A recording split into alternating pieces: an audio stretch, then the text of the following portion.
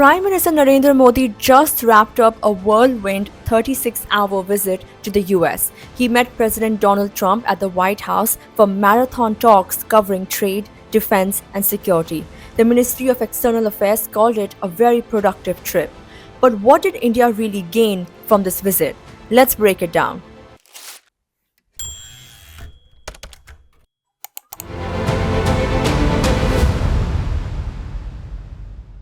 Trade was a top priority. Hours before Modi and Trump met, the US announced sweeping tariffs on all trading partners, including India. But despite this, the two leaders agreed on a major trade target, Mission 500. The goal? To more than double India-US trade to $500 billion by 2030.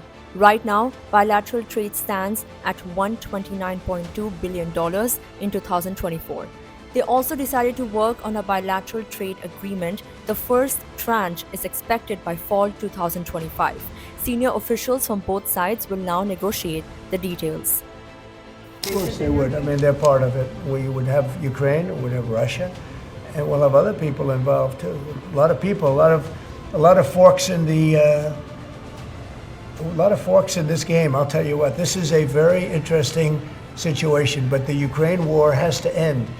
The young people are being killed at levels that nobody's seen since World War II, and it's a ridiculous war, and it has to end. We had a good talk with President Putin. I had a good talk with President Zelensky. Very good talk. Do you believe him? Yeah, I do. I believe he wants peace. I believe that President Putin, when I spoke to him yesterday, I mean, I know him very well. Yeah, I think he wants peace. I think he would tell me if he didn't. I'd like to see peace. Do you trust President I Putin? believe that, I believe that he would like to see something happen. I trust him on this subject. I think he'd like to see something happen. I think it could have happened a long time ago. I think Biden, number one, it shouldn't have started, but it did. And now all those cities are knocked down, like demolition sites.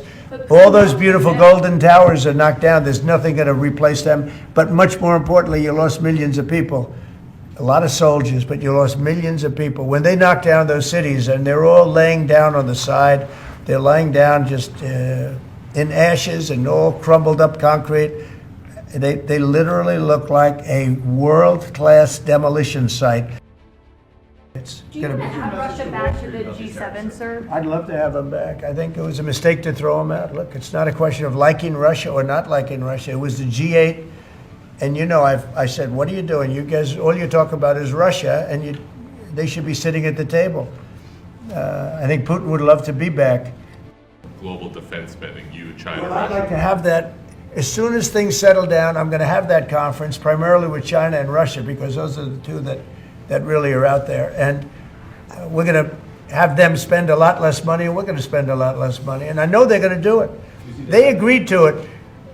We were talking about denuclearizing, and President Putin and I agreed that we were going to do it in a very big way. There's no reason for us to be building brand new nuclear weapons. We already have so many. You could destroy the world 50 times over, 100 times over. Yeah, India traditionally is the highest, just about the highest tariffed country. They charge more tariffs than any other country. And I mean, we'll be talking about that, but again, whatever they charge us, we're charging them. So it works out very well. It's a beautiful, simple system. And we don't have to worry about, gee, we're charging too much or too little. But traditionally, India is right at the top of the pack, pretty much. There are a couple of smaller countries that are actually more. But India is they charge tremendous tariffs. I remember when Harley Davidson couldn't sell their motorbikes into India because of the fact that India, the tax was so high, the tariff was so high. And Harley was forced to build, I guess they built, I don't know, that was a while ago, but I think they built a...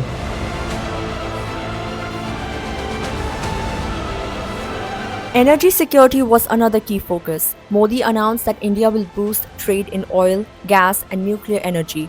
India also plans to invest in small, modular nuclear reactors.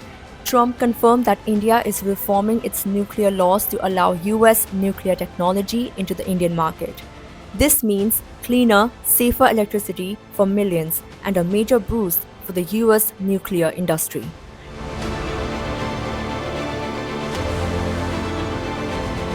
One of India's biggest wins from this visit is access to F-35 fighter jets. Trump announced that the US is paving the way for India to acquire these advanced stealth aircraft.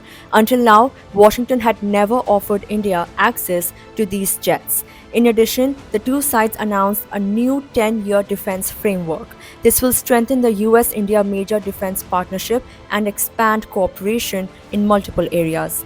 Other key defense deals include Javelin anti-tank guided missiles to be co-produced in India, Stryker infantry combat vehicles for the Indian Army, a new autonomous systems industry alliance for underwater defense tech, a first of its kind US partnership with India.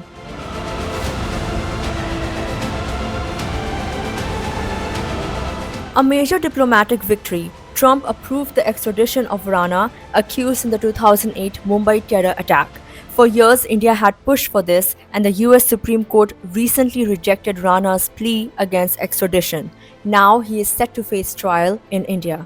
This underscores India-US cooperation on counter-terrorism. The joint statement mentioned stronger action against terror groups like Al-Qaeda, ISIS, Lashkar-e-Taiba, and Jaish-e-Mohammed. Both leaders also called on Pakistan to act against 26/11 and Pathankot attack perpetrators.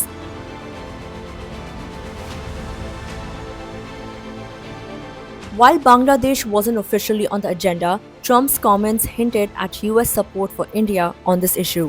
When asked about the US deep state's role in Bangladesh's affairs, Trump simply said, "I leave Bangladesh to the Prime Minister." Listen in. Well, there was no role for our deep state. It was. This is something that the Prime Minister has been working on for a long time and has been worked on for hundreds of years, frankly. I've been reading about it. But I will leave Bangladesh to the Prime Minister. This is a significant development as it signals that Washington is not interfering in India's handling of ties with Bangladesh, where tensions have risen since the fall of Sheikh Hasina government. From trade deals to fighter jets to terrorist extraditions, Modi's US visit delivered significant gains for India. As Modi put it before heading back home, this trip has added significant momentum to the India-USA friendship.